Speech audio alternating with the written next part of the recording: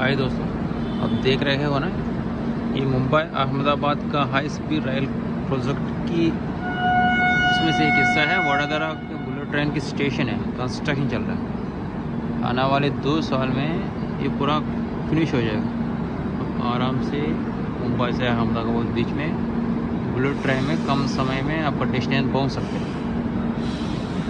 देख रहे हो इतना शानदार से बना हुआ। अभी ये यहाँ से सूरत की तरफ जा रहा हूँ।